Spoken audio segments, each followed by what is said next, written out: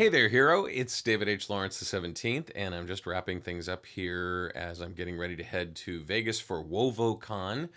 And I had a client coaching session today, and what came up was something that comes up a lot. Here was the situation. My client asked me, should I get a new microphone? I was thinking of changing my stage name. I'm not sure people get what I'm saying when I say my stage name. Um, there's a new piece of software that I was looking at that I think I want to try.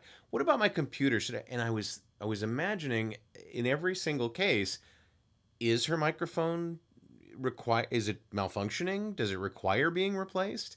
I personally don't think her stage name is hard to understand or to spell or software. All of these things kind of are indicators that things aren't working and you're trying to figure out what to do to fix it. And I get that.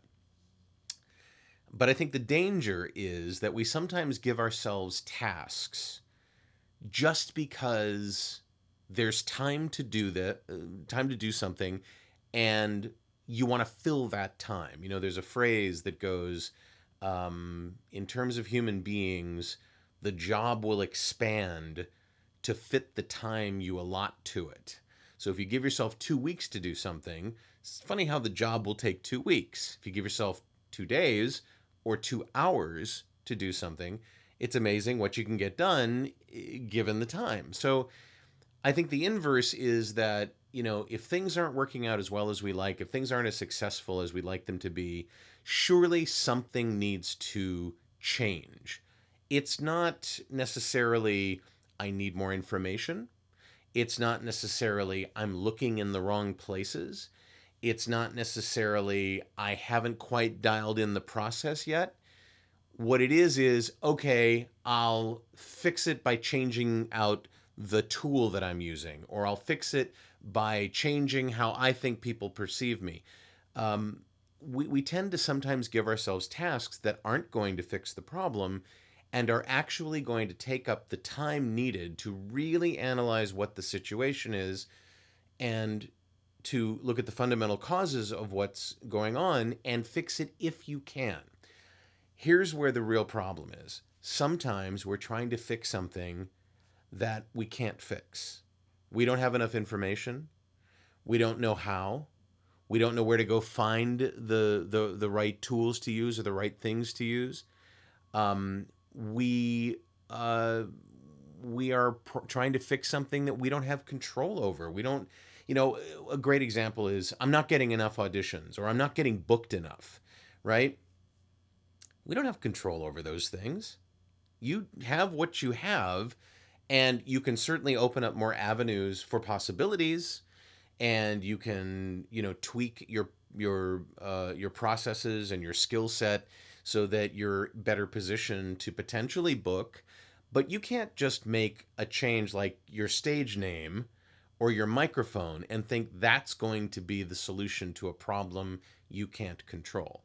So when you're in a situation where you're thinking, I got to make a change, stop for a moment and ask yourself, do I want to change what I think I need to change? Or is that just busy work that I'm giving myself so that I feel like I'm doing something, anything?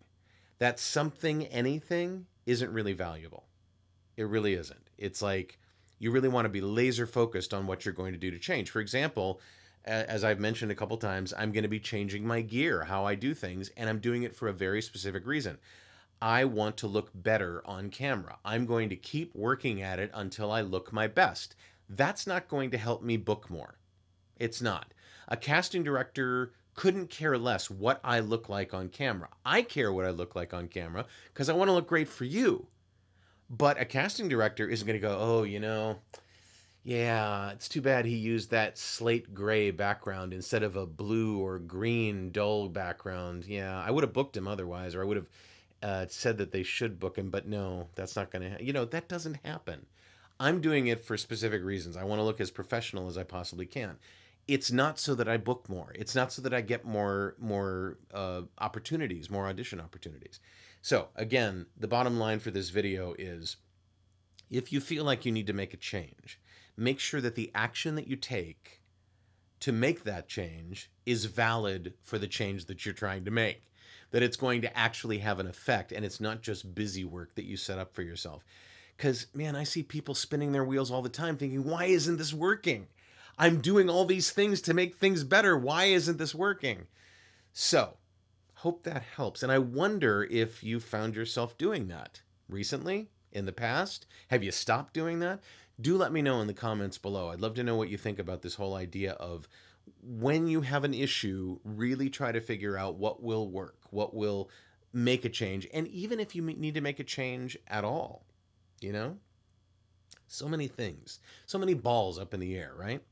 Let me know in the comments below. If you're on voheroes.com, you can slide even further down and you can use the form and get on the list so that you know, if you're not on my mailing list, you can know when these videos are coming out and when I have other things of value for performers.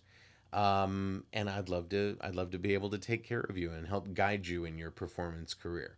I'm David H. Lawrence, the 17th. I thank you so much for watching. See you guys in Vegas. And also remember the Ask Me Anything. I'm going to start doing that in a couple of days when I get back from Vegas. So get your questions in. Ask me questions about anything you want. Okay, I'm going to repeat myself. I'm David H. Lawrence, the 17th. I thank you so much for watching, and I will talk to you tomorrow.